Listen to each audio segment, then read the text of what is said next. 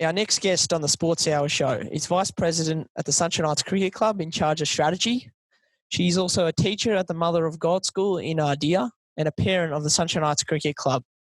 Welcome to the Sports Hour show on BRIMBANK Live on Live FM, Michelle Buckley. Thanks, Max. Thanks for having me. Great to have you on, Michelle. What catches your eye about Sunshine Heights Cricket Club and what drew you to the club at the start?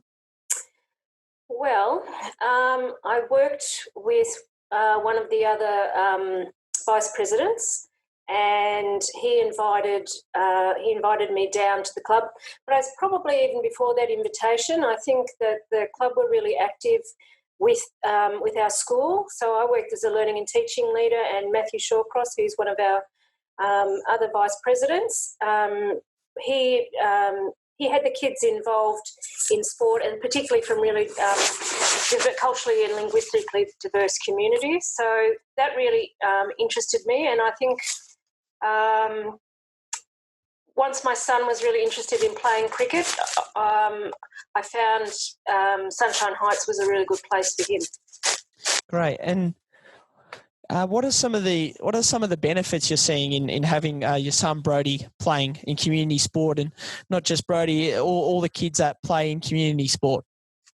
Yeah, look, I think that one of the things about community sport is that you get people from all different cultural, linguistic, socioeconomic circumstances all mixing together, and that can only mean a more harmonious society for everyone.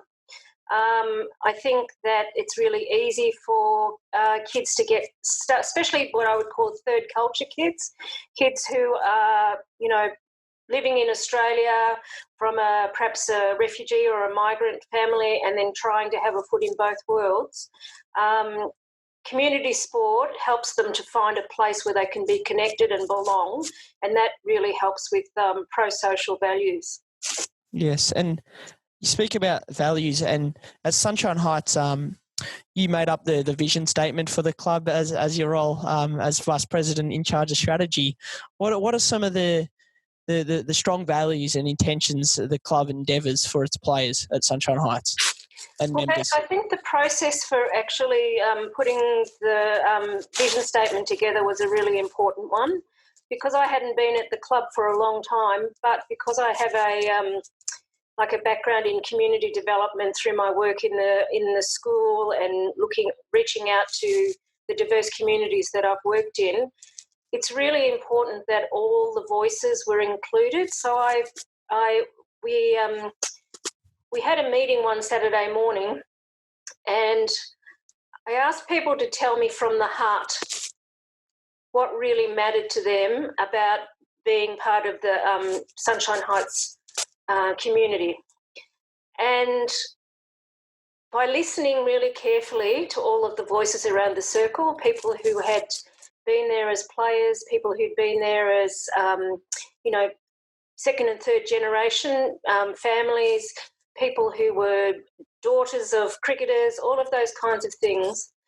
The things that they said were that they loved cricket, but it wasn't the love of cricket was something that they wanted to share more generally in the community, because it wasn't just winning at cricket that was important. It was winning in the game of life. And we know that from culturally and linguistically diverse communities often start well behind those kids from more affluent suburbs. So having an opportunity to be able to belong, to be connected, and especially in an environment that where the older, more established people of the club are actually outward facing. They really look beyond the four walls of the club to what they can do in terms of investing in a strong, peaceful, harmonious community. And I think that that's what the vision of the club really strongly talks about, is that we don't just belong because we love cricket. We do.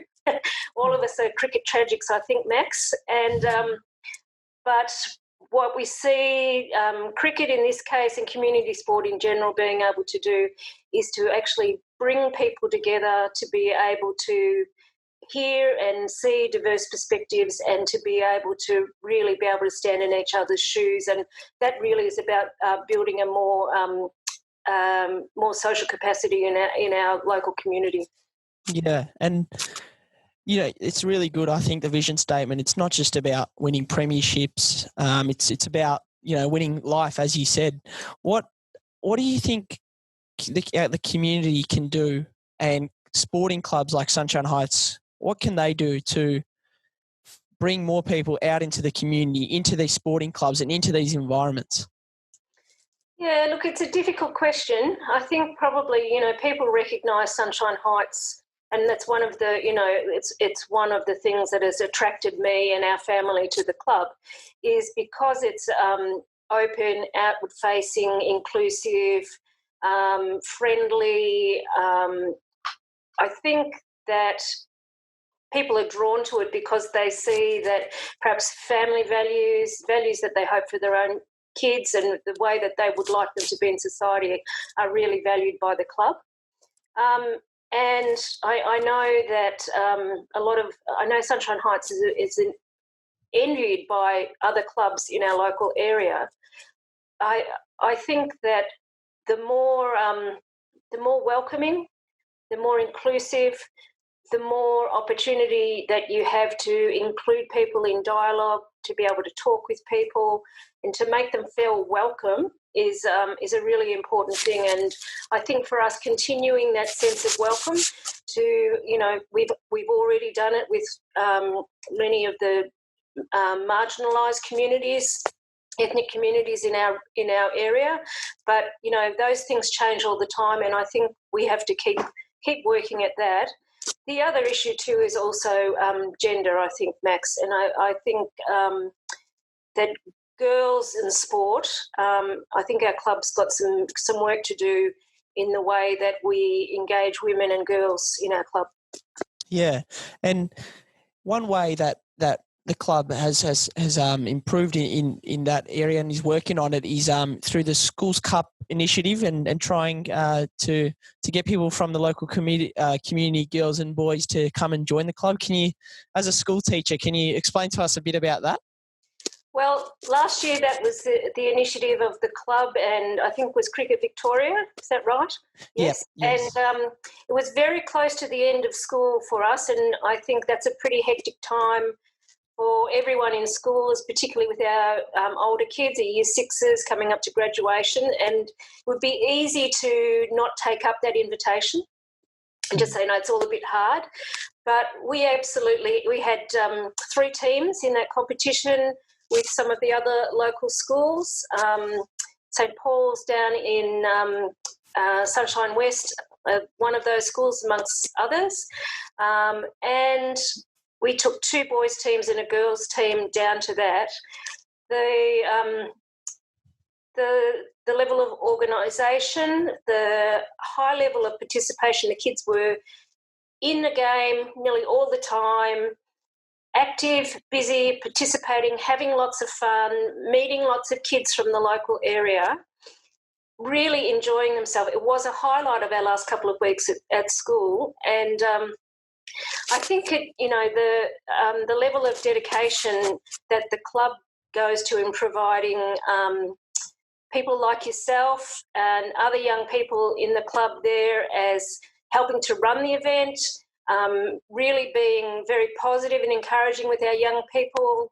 The fact that that there was some little goodies and giveaways, and we played for a trophy. The kids absolutely loved it, and it was a really fantastic day, and we are really looking forward to having another opportunity to do that this year. Hopefully, in these times of COVID, that's something we're going to be able to do later in the year.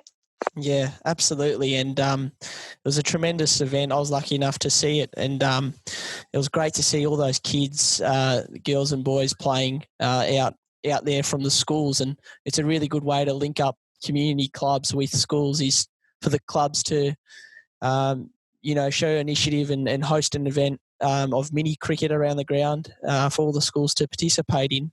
What do you think there's community sport needs to improve on to try and keep girls playing the game into their adulthood and late teenage years, and even getting them into the game? Yeah. Look, I really, I was thinking about that question last night, and I've got ideas in my mind about, what stops girls and our young women being able to do that. But I actually think it would be really worth having a community conversation with girls in our schools and in our local communities about what their aspirations are for themselves in terms of community sport. What is it that gets in the way? How does, being a third culture kid actually limit, and a third culture girl at that, how does that limit their opportunities? What are the barriers? And I'd love to hear it in their own words. I've got some ideas, but I think running some kind of opportunity that allowed the girls and young women to speak for themselves would be an excellent initiative. Yeah, I think you're spot on there, and that's definitely a conversation that needs to be had, and it's a great idea. And last year, we're lucky enough, the club was lucky enough to have Brodie bring about the Indigenous initiative with an Indigenous Design training top for all the players, and that was a lovely addition to the club, and lovely to recognise and celebrate. Can you tell us a bit more about that? And you've got Brodie with you as well. Hello, Brodie. How you going? Good, thanks. Great to have you on. Do you want to explain to us a little bit about the designing you did of the Indigenous top for the players and how you brought that to the club? Yeah, I was invited down by the club to just we wanted to get more of the Indigenous culture, like in our club. So I helped out with Peter, you, a few people from the club to make an Indigenous design on the training shirts. And so we had different types of symbols on the design that kind of explained our club and gave us a bit of insight into what our values are. We had a few designs and we chose two. We've got one, it's a few campsites and it's trails from where everyone's meeting up to play cricket, and from all the places that they've been, just to come and enjoy the game. Yeah. Yeah. And can you? That's a brilliant. And it's great that you did that for the club, and you were able to show the club some of its Indigenous roots, where the First Nations of Australia. Do you want to explain a few more of the other symbols that you designed, and how did you design the training tops? So we first we looked at all the values of the club. So we came up with some ideas. We looked at we're very multicultural. We've got a lot of people from different backgrounds. So we tried to have that in our design. We wanted to put in the different types of the different places everyone's come from. You had the idea of the heart. The heart. You had three ideas when you were doing the designing: big community, big heart, big multicultural. And so there's a heart as part of one of the designs, that the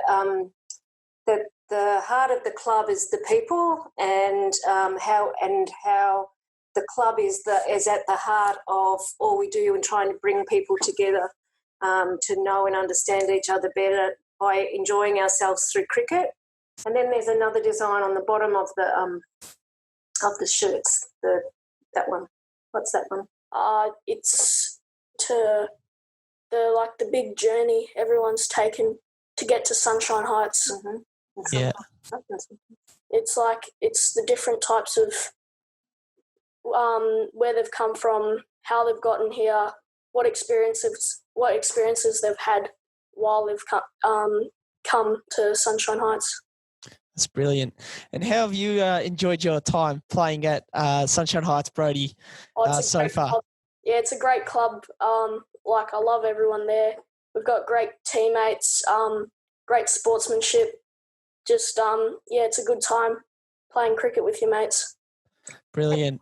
Could I also add to that, Max? I think that the investment of the club in the coaching of the young people, I think that's I think it's a fabulous investment. But the fact that we've got premier cricketers coaching our young kids on a Monday night at all of the various levels, and then we have other members of our senior teams coming down on Saturday mornings and investing time and also building their own leadership skills. I think that's a fantastic model that other clubs could be, interested in. It's very rare for kids to get the quality of coaching that they get at Sunshine Heights, and it's a huge investment. And I know personally that that's just a lot of goodwill on a whole lot of people's part, including yourself and your brother Peter. But the club and the kids particularly really benefit because their skill development is just way ahead of. They might take a little while longer to develop, and they might be winning premierships straight away. But the quality of the coaching and the level of skill development is a real investment in the future of these kids and the club. Yeah, it's well said, and it's great to have senior players from the club, giving back to the juniors where they might have played, and it's brilliant. Hopefully it pays off in the long run, and we can have these juniors like Brodie coming through and playing in the senior teams. But really appreciate Michelle and Brodie, you guys coming on today, and it's a real pleasure to have a chat with you guys about Sunshine Heights. So thank you. Thanks, Max. And that was Michelle Buckley from the Sunshine Heights Cricket Club, who is the Vice President in charge of strategy and also a teacher at the Mother of God School in Ardea, as well as Brodie, who is a cricketer, young cricketing star at Sunshine Heights, and he designed our Indigenous training tops last year, which all the players were lucky enough to celebrate and get a hold of. So we thank them both for coming on the Sports Hour show on BRIMBANK Live on Live FM.